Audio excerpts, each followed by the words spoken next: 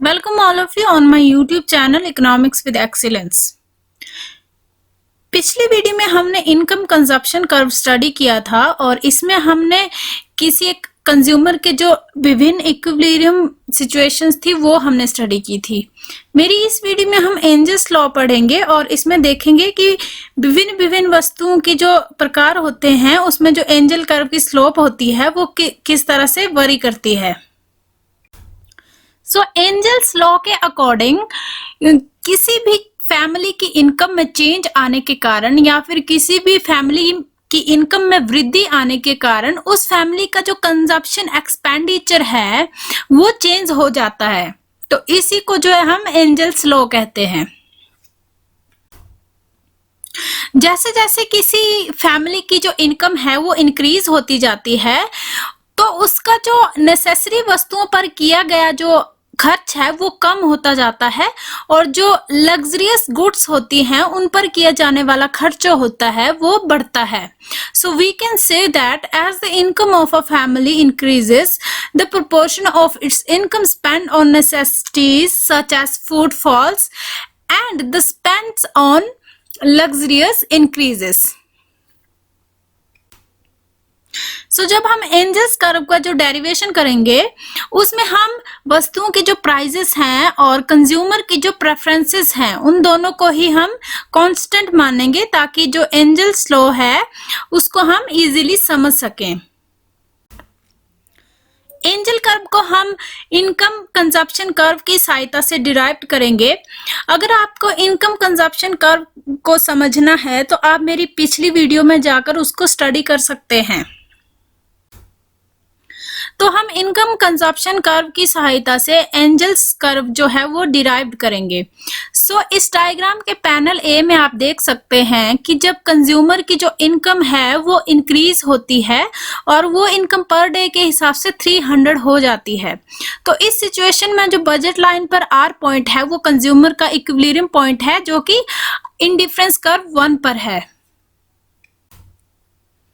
इसका जो second equilibrium point है जो कि एस पॉइंट है, ये जो है जब कंज्यूमर की जो इनकम है वो इंक्रीज होकर 400 पर डे के हिसाब से हो जाती है तो इसमें जो बजट लाइन है वो शिफ्ट होकर B2 L2 पहुंच जाएगी और इंडिफरेंस कर्व 2 पर इसका इक्विलिब्रियम पॉइंट होगा। सो फर्दर जब कंज्यूमर की जो इनकम है वो पर डे के हिसाब से 500 जो है कंज्यूमर की जो इनकम है उसमें वृद्धि आएगी तो इसका जो इक्विलिब्रियम पॉइंट है वो IC3 पर होगा जो कि पॉइंट T होगा। तो जब हम इन पॉइंट्स को मिला देंगे तो हमारे पास इनकम कंजप्शन कर्व जो है वो होगा। जब हम इनकम कंजप्शन कर्व पर दिए गए इंडिफरेंस मैप्स का पर जो इक्विलिब्रियम पॉइंट्स हैं उनको फर्दर हम एंजल्स कर्व में प्लॉट करेंगे तो हम पाएंगे कि जो एंजल कर्व की जो स्लोप है वो अपवर्ड स्लोप है। सो इनकम कंजप्शन कर्व का हर एक पॉइंट जो है वो एंजल्स कर्व को जो है वो रिलेट करेगा। जैसा कि हम देख पा रहे हैं कि जो इनकम कंजप्शन कर्व का जो इक्विलिब्रियम पॉइंट आर है वो एंजल्स कर्व का इक्विलिब्रियम का पॉइंट आर डैश है। ऐसे ही फर्दर एस का एस डैश है और टी का टी डैश है। तो जब हम इन पॉइंट्स को मिलाएंगे तो हम देखेंगे कि जो एंजल्स कर्व है उसकी जो स्लोप है वो अपवर्ड स्लोप है। एंजल्स कर्व के केस में ये जो अपवर्ड स्लोप है ये जो है वो नॉर्मल वस्तुओं के केस में होती है। इसका मतलब ये है कि फैमिलीज की जो इनकम है उसमें इंक्रीज होने के साथ साथ जो कंज्यूमर है वो वस्तुओं की जो कमोडिटीज है उनको भी खरीदता जाता है। इट मीन्स कि इनकम इंक्रीज होने के साथ साथ उसकी जो कमोडिटी पर की गई जो खरीद है या फिर एक्सपेंडिचर है वो भी इंक्रीज होता जाता है। So we can say that it is seen from the diagram Angel's curve of normal goods is upward sloping which shows that as income increases consumer buy more of a commodity। इस पे अब हम second case देखेंगे कि luxurious जो goods होती हैं उस केस में जो एंजल्स कर्व है उसकी शेप किस तरह से होती है। लग्जरियस गुड्स के केस में जो एंजल्स कर्व होता है वो कनकेव शेप का होता है। इसका मतलब ये है कि कंज्यूमर की इनकम में वृद्धि होने के साथ साथ जो एंजल कर्व है उसकी जो स्लोप है वो डिक्रीज होती जाती है।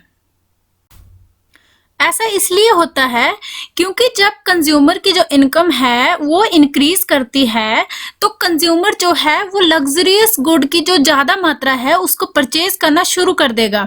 जैसा कि आप इस डायग्राम में देख पा रहे हैं कि जो इनकम में जो वृद्धि हुई है उससे ज्यादा जो वृद्धि हुई है लग्जरियस गुड के परचेजेस में हुई है। तो इसका गैप देख के हम पता लगा सकते हैं कि जैसे जैसे कंज्यूमर की जो इनकम है वो बढ़ती है तो उससे ज्यादा जो है लग्जरियस गुड की जो डिमांड है वो बढ़ती है।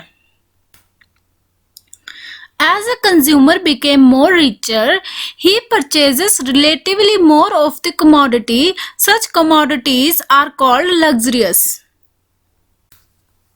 नेक्स्ट केस अब हम इसमें देखेंगे कि जो इंफीरियर गुड्स हैं उस केस में जो एंजल कर्व है वो किस तरह से डिराइव्ड किया जाता है। तो जैसा कि हम जानते हैं कि जब किसी कंज्यूमर की जो इनकम है उसमें वृद्धि होती है तो वो इंफीरियर वस्तुओं की जो डिमांड है वो कम कर देगा। तो यही जो चीज है ये यहाँ पर भी अप्लाई होगी। और इस डायग्राम में हम देख पा रहे हैं कि जो एंजल्स कर्व है उसकी जो स्लोप है वो डाउनवर्ड है और इसी के साथ साथ ही ये स्लोप जो है वो बैकवर्ड बेंडिंग स्लोप भी है। इस बैकवर्ड बेंडिंग स्लोप का रीजन ये है कि जब कंज्यूमर की जो इनकम है उसमें वृद्धि आती है तो उसी के साथ साथ ही वो इंफीरियर गुड्स की जो परचेजेस है उसको कम कर देगा। जब कंज्यूमर की जो इनकम है वो 300 पर डे होती है तो उस पर जो कंज्यूमर है इंफीरियर गुड्स की ज्यादा क्वांटिटीज जो है वो परचेज करेगा। और इसी के साथ साथ डायग्राम में आप देख पा रहे हैं कि 300 इनकम पर जो कंज्यूमर की क्वांटिटी डिमांडेड है वो क्यू है और जब कंज्यूमर की जो इनकम है वो इंक्रीज होकर 400 पर आ जाती है तो कंज्यूमर जो है वो इंफीरियर गुड की जो डिमांड है उसको कम कर देगा और ये डिमांड जो है क्यू डैश पर आ जाएगी। सो थर्ड केस में जब कंज्यूमर की जो इनकम है वो बढ़कर 500 हो जाएगी तो इसकी जो इंफीरियर गुड्स की जो डिमांड है वो और ज्यादा कम होकर ओ डबल डैश पर आ जाएगी।